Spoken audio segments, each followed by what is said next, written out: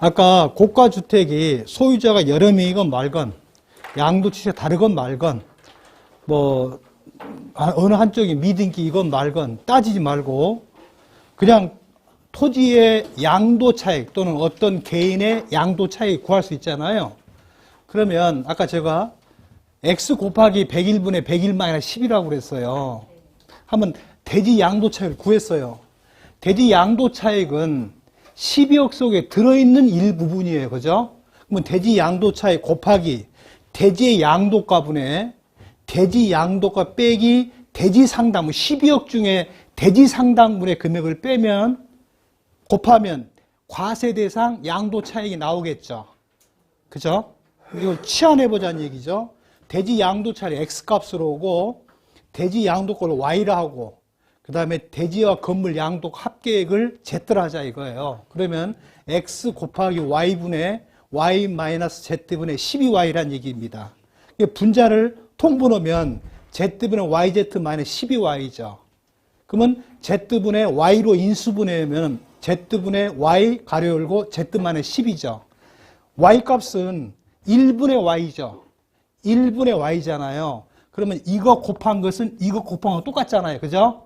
그러면 YZ분의 X 곱하기 YZ분의 Y 가로 열고 Z 마이너스 10이잖아요. 이 Y를 약분해버리면 X 곱하기 Z분의 Z 마이너스 10이죠. Z가 뭐예요? 토지 건물 양도 합계금액이에요. 그러니까 취득이 같건 말건 지분이건 말건 어느 한쪽에 미등기건 말건 해당 자산의 토지 양도 차이를 구해서 전체 양도가분의 전체 양도가 마이너스 12를 곱하면 매한가지다는 얘기입니다. 통칙은 이렇게 계산돼 있어요. 이렇게 돼 있어요. 근데 통분 약분을 해보면 이 값이에요. 됐죠? 네, 걱정 안 해도 될 것 같아요. 그래서 충분히 설명이 됐을 것 같고요. 한번 체크를 해봅시다. 책을 단원별로 또박또박 할까요? 그냥 12가지 챕터로 뽑아놓은 것만 할까요? 또박또박 돼요. 또박또박. 근데 시간이 많이 걸려요. 근데 자세히는 못합니다. 예, 그래요. 근데 굉장히 빠를 거예요. 보죠 뭐. 177쪽이요. 납세지와 과세기간이요. 양도소득세 납세지는 어디예요? 양도일 현재 주소지 관할 세무서예요. 근데 예외가 있죠. 양도일 현재 양도자가 신분이 비거주자라고 한다면 어디가 돼요? 국내 원천소득이 발생되는 장소죠. 마찬가지로 비거주자가 국내 소재 부동산을 매각을 하게 되면 반드시 납세지 관할 세무서장에 경유를 해야만이 인감증명서를 발급받을 수 있죠. 근데 인감증명법상 이게 김대중 정권 때 인감증명법을 개정을 했어요. 국내 최종 주소지 관할 동사무소에서만 인감을 교부받을 수 있었어요. 근데 김대중 선생님께서 미국을 갔는데 미국에 있는 교포들이 항의를 한 거예요. 아니 내 땅이 제주도에 있다. 나 양천에 산다. 반대일 때 어쩔래? 그러면 꼭 그렇게 해야 되냐? 그래서 바꾼 거예요. 물거지 관할 동사무소 또는 최종 주소지 관할 동사무소에 아무 데나 해도 관계없다. 인감을 받게 되죠. 저는 따라서 양도소득세도 인감 경유를 할 때에 물건지서 할 거냐, 최종 주소지 할 거냐, 본인의 선택에 맡긴다는 얘기죠. 그러면 세법상 인감 경유를 하게 되면 세무서에서 양도 신고 납부를 할 때만 도장을 찍어주려고 그래요. 경유를 해주려고 그래요. 그거 불법이에요. 예, 원래는 신고했으면 당연히 해야 돼요. 그런데 뭐 세금 안 내면 어쩔 거냐. 그런데 여기서 하나 주의할 사항, 부동산 양도 신고 확인서 제도가 있어요. 국내에 있는 부동산 등을 비거주자가 양도하는 경우로서 부동산 양도 신고 확인서가 첨부가 돼야만이 이전되기 가능합니다. 근데 인감증명 경유를 하면 양도 신고 확인서를 받은 걸로 간주를 해줘요. 그러니까 비거주자일 때 납세지는 물건지 관할 세무서일 수도 있고 최종소득 관할 세무서일 수도 있고, 그 다음에 인감 경유를 하되 부동산 양도 신고 확인 선무가 같이 병행된다. 그럼 우리는 그 돈을 따로 또 받으면 되겠죠? 과세 기간이요. 조세특례 제한법은 과세 연도로 표현되어 있죠. 그 다음에 법인세법은 사업 연도라고 그러죠. 소득세법이나 부가세법은 과세 기간이라고 하죠. 근데 조세특례 제한법은 과세 연도라고 그래요. 이게 조세특례 제한법은 법인세법상 사업연도와 소득세법상, 부가세법상 과세기간을 다 총칭해서 뭐라고 불러요? 과세연도라고 부릅니다. 원론적으로 과세기간은 1월 1일부터 12월 말일이에요. 하지만 예외가 있죠. 거주자가 비거주자가 된다고 한다면, 거주자가 사망을 한다면 비거주자가 거주자로 신분이 바뀐다면 어쩔래? 라는 얘기가 되죠. 그러면 1월 1일부터 출국일까지, 1월부터 돌아가신 날까지 거주자로 전환돼서 12월 말까지 과세기간인데, 왜 과세기간이 필요해요? 첫째는 양도소득금액 합산 문제가 있어요. 여러 선배님들이 양도 신고하실 때 그것만 신고하면 안 돼요. 꼭 물어봐야 돼요. 왜?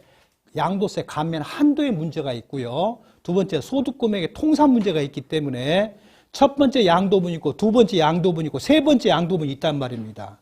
그러면 세 번째 양도분이 마지막이라 했을 때 1차분과 2차분을 세 번째 반드시 합산 신고해야 됩니까? 합산 신고 안 해도 관계없습니까? 안 해도 관계없어요. 하지만 그 사람은 반드시 2년 5월 달에 뭘 해야 돼요? 확정신고를 꼭 해야 돼요. 그래서 왜 그래야만 돼요? 첫 번째는 양도소득 기본공제 문제가 생겨요. 두 번째는 소득금액을 합산하다 보니까 세율이 바뀌게 돼요. 그래서 가급적이면 애정신고를 합산신고해줘라. 그 다음에 세 번째가 감면분이 종합 한도에 걸릴 수가 있어요. 그러면 뒤집어 생각한다면 과세 연도, 과세 기간을 바꾸면 합산 문제는 없겠죠. 그러면 첫 번째 문제, 양도 기본공제를 동일한 과세 기간 중에 비감면분, 쉽게 말하면 가세분이라고 합시다. 과세분이 2개 이상 있다고 한다면 어디서 공제해요? 250을 합산한다면. 만약에 합산 안 했다고 합시다. 그때는 과세분일 때는 맨 처음에 양도분에서 공제해야 돼요. 두 번째, 하나는 감면분이고 하나는 과세분이에요. 비감면분이에요. 그럼 250을 어디서 빼요? 감면분에서 빼요? 비감면 빼요? 비감면분. 납세자가 유리한 쪽으로. 동일한 과세기간에 감면분이 2개 이상이에요. 그럼 어느 쪽에서 빼요? 납세자가 유리한 쪽. 감면율이 낮은 쪽에서 250을 먼저 빼요. 아시겠죠? 네, 그렇게 해서 합산하면 됩니다. 그래서 과세기간 그렇고요. 네, 넘길게요. 소득 구분 183쪽이요.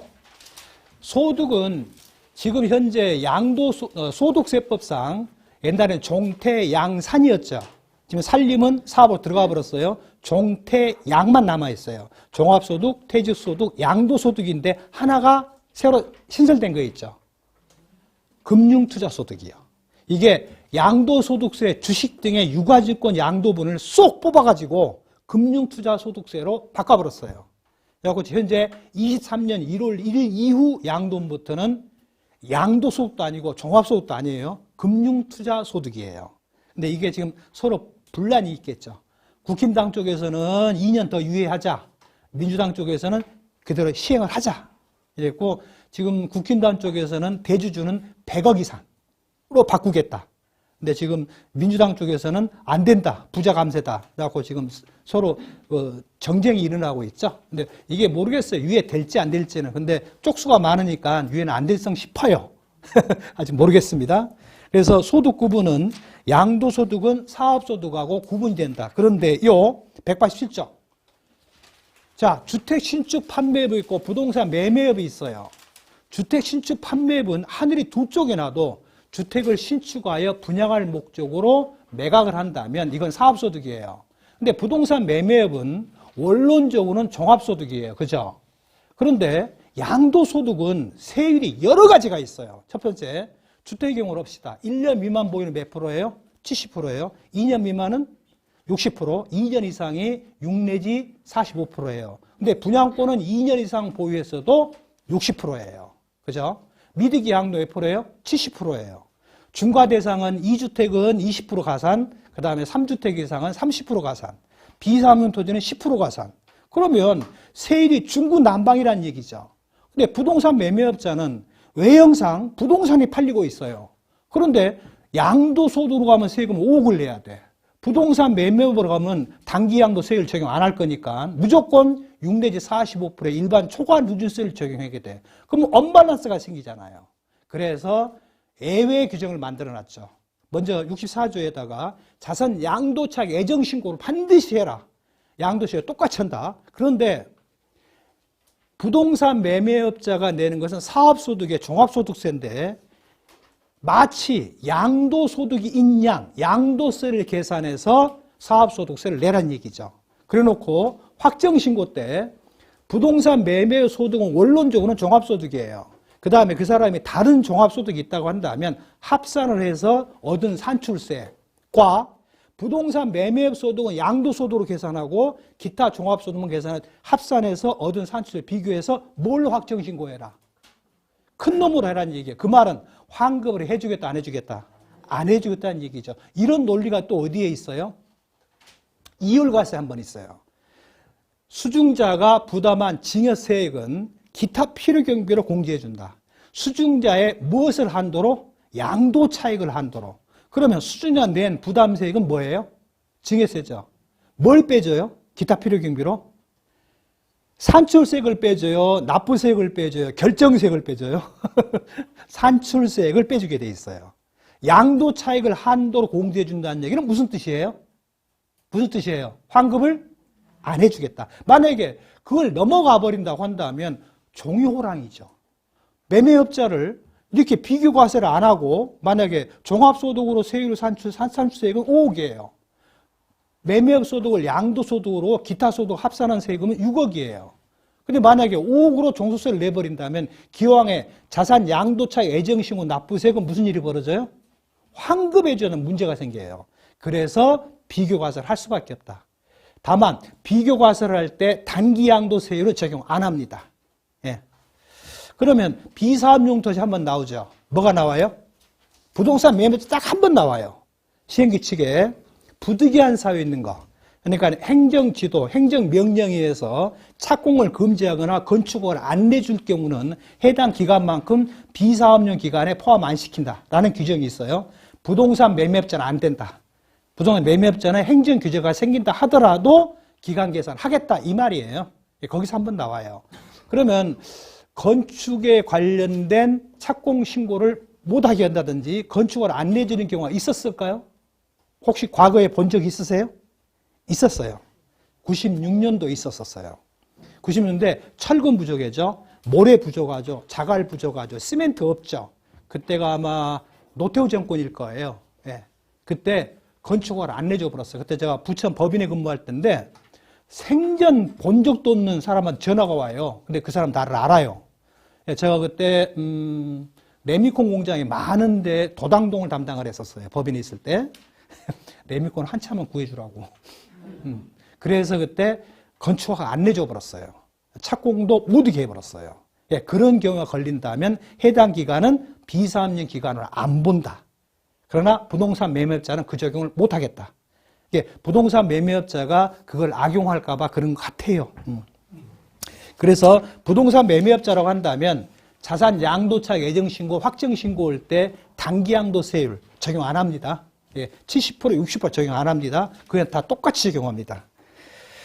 그것이 190쪽에 나오죠. 매매업자의 양도 애정신고 산출세 계산 방법.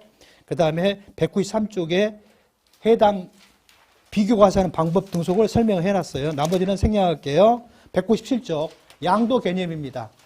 자, 소득세 88조의 양도란 등기 등록에 관계없이 매도, 교환, 법인의 현물 출자 등 사실상 유상으로 이전된 경우를 말한다. 다만 증여 추정이 적용되지 아니한 경우로서 부담부라고 한다면 부담부에 상당한 채무는 뭘로 본다? 양도로 본다. 이 말은 짧은데요. 굉장한 많은 속에 들었어요. 자, 등기 등록에 관계없다. 이 말은 미등기도 미등록도 뭐 하겠다? 과세를 하겠다는 얘기죠. 그러면 미등기는 장기보유 특별공제 안 해주죠. 기본공제 안 해주죠. 세율 70%죠. 그죠? 비과세 안 해주죠. 감면 안 해주죠. 근데 등록을 안 했을 때에 그런 불이익이 있어요, 없어요? 근데 등록이 무슨 양도세와 무슨 관계가 있겠냐 하겠지만 있어요. 대표적인 게 뭐예요? 주식이에요. 명의개설가 필요하잖아요. 그죠? 그 명의 변경을 등록이라고 하죠. 네, 그런 경우. 그 다음에 사실상 유상으로 양도되는 경우요. 만약에 무상이면 무슨 일이 벌어져요? 유상이란 말을 안 쓰고 아무 말 안 해버리면 증여도, 상속도, 양도세를 과세할 문제가 생겨요. 그 다음에 반드시 어떤 관계가 성립되라? 대가 관계가 성립해라. 그래서 유상이란 말이죠. 그 다음에 증여 추정이 아닌 경우, 증여 추정이 뭐예요? 직계존비속 배우자 등속에 대한 양도하나 명의신탁에 따른 증여 의제가 걸린다고 한다면 그 대가성이 있는 거라고 한다면 부담부라고 한다면 부담 부분은 뭐였게? 양도로 볼게. 그래서 순수 증여 부분은 이율과세 또는 부당해상 부인 규정을 적용한다는 얘기입니다. 그래서 양도의 개념은 항상 절대적인 전제조건이 뭐예요? 대가성이 성립되라는 얘기죠. 그러면 여기에는 양도로 안 보는 경우도 있고 양도로 보는 경우도 있다는 얘기죠. 그러면 대표적인 사례가 양도로 안 보는 경우로 생각해 봅시다. 세법에 첫 번째 뭔 말이 있죠? 뭐가 있죠? 이런 경우에 양도로 안 볼게. 환지에 따른 환지 대상 목적물을 조합에 제공을 한다면 해당은 양도로 안 보겠다. 그 다음에 예전에 말썽이 났어요. 조합원 입주권이 2006년 1월 1일자로 최초로 들어오면서 그 전에 조합원이 자기 소유의 부동산 등을 조합에 출자하고 그랬었어요. 근데 이게 말썽이 났어요. 법인의 현물 출자 등 유상으로 대가성이 있는 걸 한다면 양도세 과세하겠다. 현물 출자를 했으니까 과세 문제가 벌어지죠. 그래서 말을 바꿨어요. 뭐라고 바꿨어요? 제공하고로 바꿨어요. 그 다음에 도시재개발법, 그 다음에 주택건설 촉진법에다가 환지로 본다는 말을 집어넣었어요. 그러니까 환지가 뭐예요? 종전의 토지 또는 건물을 새로운 토지 또는 건물로 바꾸는 거예요. 그러면 경우의 수가 뭐예요? 양도소득세 과세 대상 자산은 부동산의 경우 토지와 건물이라고 표현되어 있을까요? 토지 또는 건물이라고 표현되어 있을까요? 우리 학교 다닐 때 영어 문법 무척 많이 배워요. 그죠? 근데 국어는 한 번도 안 배워요. 국어는 시험 공부 안 해도 60점은 나와요. 그죠? 가장 좋은 얘기가요. 건물의 정의요. 건물의 건축법의 건물의 정의가 뭐예요? 지붕과 기둥 또는 벽이라고 돼 있어요. 스몰 a, 스몰 b, 스몰 c. 세 개가 다 있는 것도 건물이고요. 지붕하고 기둥이 있어도 건물이고 지붕하고 벽만 있어도 건물이에요. 지금 사시는데 아파트 사시죠? 아파트에 기둥이 없죠? 아, 집에 기둥이 있어요? 옛날 구석시대 건물이 막 빨리 파시오. 근데 혹시 재건축 올지 모르니까 갖고 계시고. 요즘 아파트에 기둥이 없어요. 다 뭐가 기둥 역할을 해요? 벽이 기둥 역할을 해요. 그도 건축물이에요. 그래서 또는 그러면 이건 합집합 개념이에요. 합집합. B 혼자 독립할 수도 있고 C 혼자 독립할 수도 있고 두 개 한꺼번에 독립할 수도 있어요. 합집합 개념이니까. 그러니까 세법에 소수세법 94조에 1항 1호에 써져 있죠. 양도소득세 과세 대상 자산은 토지와 건물로 표현되어 있죠. 만약에 토지와 건물 그럼 어떤 일이 벌어져요? 토지 없는 건물 과세 못해요. 건물 없는 토지 과세 못해요. 그러니까 토지와 건물로 하나 독립, 토지 하나 독립, 그 다음에 건물 하나 독립. 그래서 세 가지 형태로 과세 대상이 벌어지죠. 근데 이런 질문을 간혹 받아요. 이 건물에 승강기가 있어요. 에스컬레이터가 있어요. 냉난방 장치가 있어요. 밑에 지하실에 기계기구 장치가 있어요. 이게 양도세 과세 대상이냐 아니냐? 이해요 아니에요? 아니다라고 말씀하고 싶은데 지금까지 한 번도 그건 다 빼고 계산했어요? 과세해야 돼요. 왜냐하면은 토지 가로 열고 재산적 가치는 지하 매설물 포함, 그죠? 건물 가로 열고 시설물 구축물 포함 가로 닫고. 그래서 과세해야 돼요. 그러니까 세법을 정확히 읽으셔야 돼요. 토지 또는 건물은 각각 구분된다라는 얘기죠. 그래서 먼저 199쪽에 현물출자예요. 여러 선배님들 이러시다 보면은 재건축하는 경우가 있어요. 재건축이 크게 두 가지형으로 구분돼요. 도시 및 주거 환경 정비법에 의한 재건축 사업이 있을 수 있고, 임의 재건축이요. 또는 내가 내 집을 혼자 헐어서 새로 짓는 것도 재건축이라고 해요. 그러나 법률 용어는 틀려요. 재건축이라는 용어는 도시 및 주거 환경 정비법상 기존의 주택을 가진 자가 헐어내고 새로 지은 것을 재건축이라 한다라고 했어요. 그러면 건축법으로 가져온다면 그것은 뭐예요? 건축법으로 생각한다면 신축이에요. 그러나 건축법보다 특별법 지위에 있는 도시 및 주거 환경 정비법에서 이건 재건축이라 한다 했으니까 새로 지은 것은 다 재건축이에요. 그런데 건축법에 의해서 내 집을 헐고 짓는 것을 재건축이라고 해요? 신축이라고 해요? 그건 신축이 맞아요. 근데 다 우리는 뭐라고 써요? 재건축이라고 써요.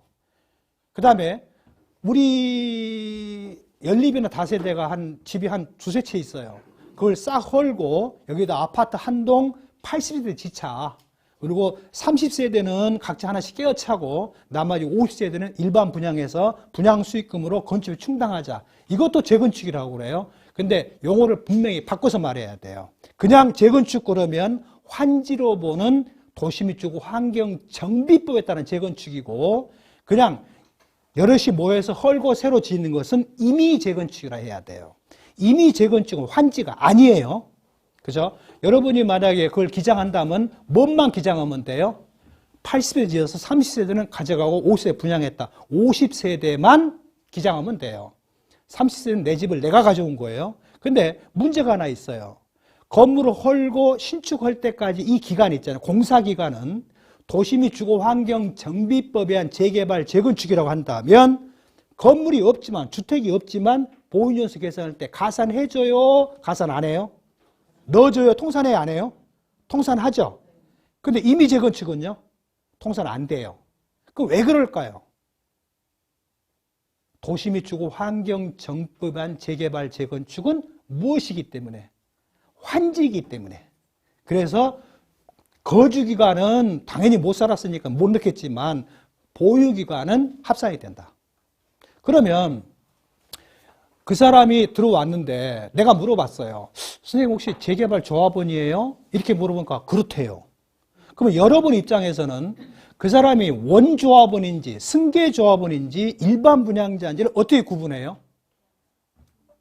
어떻게 구분해요? 등기부 등본만 보고. 등기부 등본을 딱 봤을 때 재건축, 재개발은 원조합원 또는 승계조합원의 보존등기가 그 사람 명의는 곧바로 나요. 왜? 내 집을 내가 짓는 거니까. 그래서 우리 조세특례제한법에 자기건설주택이라는 말이 나오죠. 자기건설주택이 내 집을 내가 짓는 거, 그 다음에 재개발, 재건축, 직장, 지역조합이에요. 그러니까 내 집을 내가 지니까 보존등기가 내 이름 곧바로 나요. 근데 등기를 떼봤더니만은 무슨 재건축 조합으로 보존등기가 됐어요. 그리고 매매를 등기원이나 소유권이 넘어왔어요. 그럼 그 사람은 뭐예요? 승계조합은 아니에요. 일반 분양자예요. 쉽게 말하면 도시 및 주거 환경 전반 보류지를 그 사람이 분양받은 거예요. 그죠? 그 다음에 우리 시행령 161조에 조합원 입주권 양도차익 계산 방법, 재개발, 재건축으로 완성된 주택 양도차익 계산 두 가지가 있어요. 그러면 그 사람이 승계조합원이라고 한다면 그 계산식을 적용을 못해요. 그러면 승계조합원인지 원조합원인지 또 어떻게 알아요? 국세청에서는 알아요. 왜냐하면 승계조합원이라고 한다면 해당 기간 중에 대지권만 소유권을 넘겨와요. 그건 승계조합원이에요. 근데 우리는 그 TIS를, NTS를 볼 수가 없잖아요. 그렇죠? 그럼 뭘로 추측은 가능해요? 조합원 분양계약서를 보세요. 맨 D자에 보면 조합원 명의 변경이 되어 있을 것입니다. 관리처분 계획 인가 전에 명의 변경이 된 거라고 한다면 그럴 경우는 없지만 인가가 된다면 그 사람은 원조합원이에요. 관리처분 인가 후에 명의 변경이 된 거라고 한다면 이 사람은 승계조합원이에요. 그렇죠? 그럼 취득가는 뭐가 돼요? 취득가는 조합원 입주권 취득가가 완성주택의 취득가를 형성하겠죠. 그죠? 그래서 임의 재건축이냐 재건축이냐? 그럼 여러분들이 재건축과 재개발의 차이점이요. 다 재건축이랑 막 맞서요. 막 아무 때나 막 재개발 막 써요. 재개발 먼저 설명할게요. 가스, 전기, 통신, 상수도, 하수도, 도로를 뭐라고 말해요? 사회 간접 자본이라고 그러죠. SOC. 이런 자본이 완벽하지 않아요. 예. 겨울에 눈 오면 연탄재 불어야 되고, 여름에 비 많이 오면 장화 신고 댕겨야 되고, 개판 5분 전에 싹 쓸어버리고 짓는 걸 뭐라고 그래요? 재개발이라고 그래요.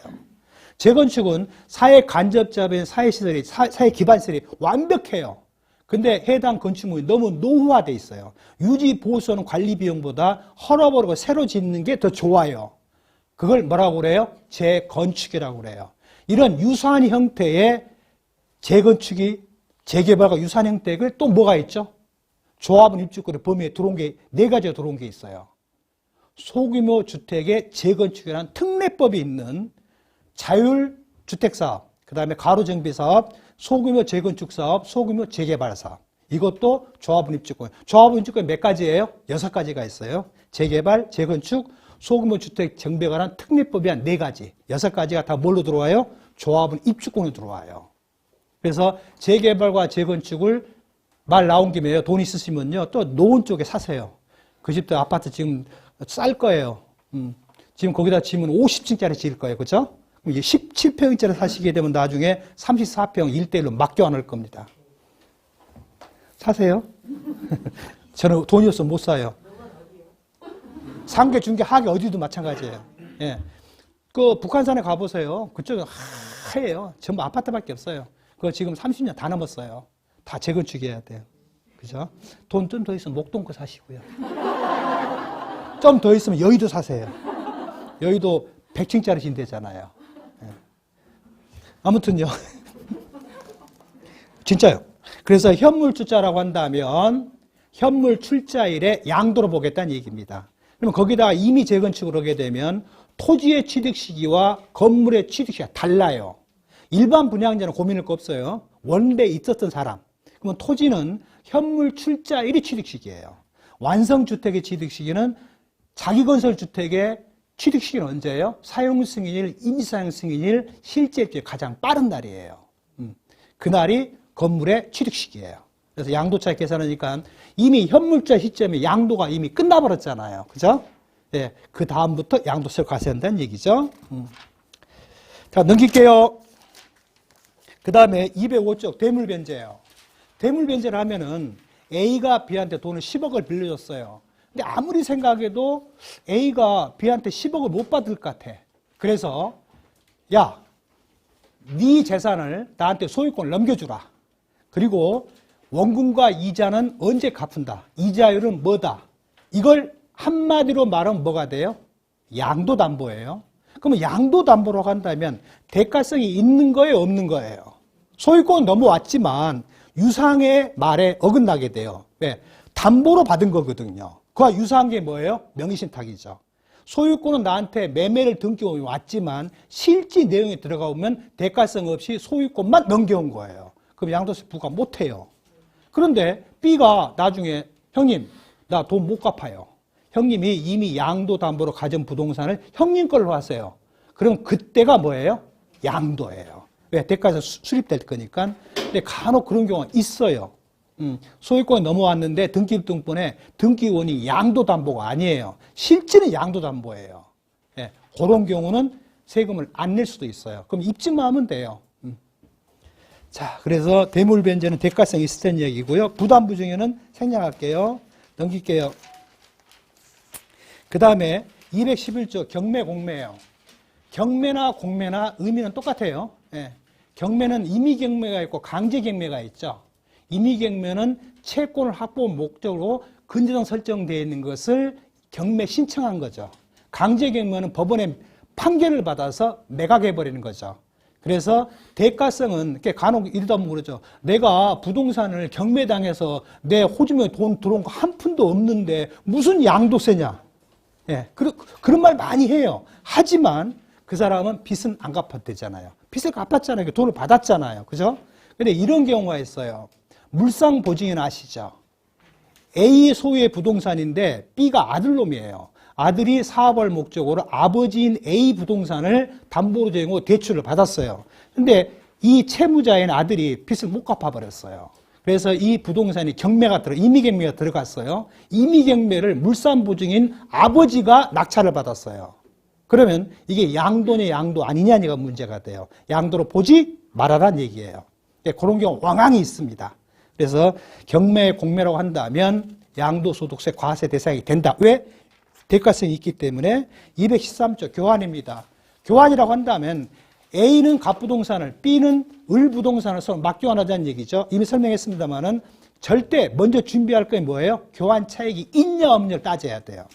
교환 차익이 있다고 한다면 증여성 문제가 있고 대가성이 있다고 한다면 둘 다 돈 대신에 물건으로 바꿨으니까 쌍방 모두가 교환의 양도에 걸립니다. 근데 교환의 경우는 거의 1대1이 태반의 경우인데 매매 사례가도 없어요. 감정가도 없어요. 시가 확인도 안 돼요. 그럼 뭘로 해야 돼요? 기준 시가로 해야 돼요. 예. 이게 나중에 팔 때가 문제가 돼요. 팔 때가. 예. 교환 후 취득한 부동산을 팔 때. 왜? 취득가가 너무 낮을 수가 있거든요. 그래서 상황 틀리니까 매우 조심해야 된다. 그 다음에 23점 맨 밑에 유류분 반환 청구소에 걸려서. 자, 만약에 A가 사망해서 B, C가 상속을 받았어요. 근데 B가 A 아버지가 돌아가시기 전에 작당을 해가지고 아버지 재산을 유증으로 등기를 받아버렸어요. 유증으로. 그럼 유증이면 상속이에요. 근데 C가 가만히 생각하니까 형님이 해야 될 너무했거든. 그러니까 유류분 반환 청구소를 걸어버려요. 그러면 법원의 판결은 무조건 다 원고 승소 판결을 해버려요. 유류분은 법정 지분의 몇 %요? 50%를 무조건 주게 돼 있어요. 그러면 만약에 아들만 둘이라고 한다면 5대 5잖아요. 그러면 얼마를 B가 C한테 줘야 돼요? 5대 5니까 2.5를 줘야 돼. 그러면 2.5를 주라고 법원에 판결을 할 때 그러지 말고 갑부동산을 매각을 해서 돈으로 줘라. 예. 아니면 지분으로 주라는 대면 팔아서 돈으로 주라고 그래요. 자, 그러면 유류분 반환을 받은 C 입장에서는 2.5를 받았잖아요. 근데 B 입장에서는 2.5를 주긴 줘야 돼. 그러니까 돈으로 줘버렸어. 그럼 무슨 일이 벌어져요? 무슨 일이 벌어져요? C가 B한테 2.5를 판 꼴이 되죠. 그러면 C는 유류분 반환 청구를 함으로써 판결을 받아서 2.5를 받아버리면 그 부동산의 2.5는 양도가 돼요. 양도가 되고 그러면 취득가는 뭐가 돼요? 아버님이 돌아가실 때 평가액이 취득가가 돼요. 그날이 취득 시기가 되고 양도가는 2.5를 받았을 때 2.5가 양도가고 그때가 양도 시기예요. 예.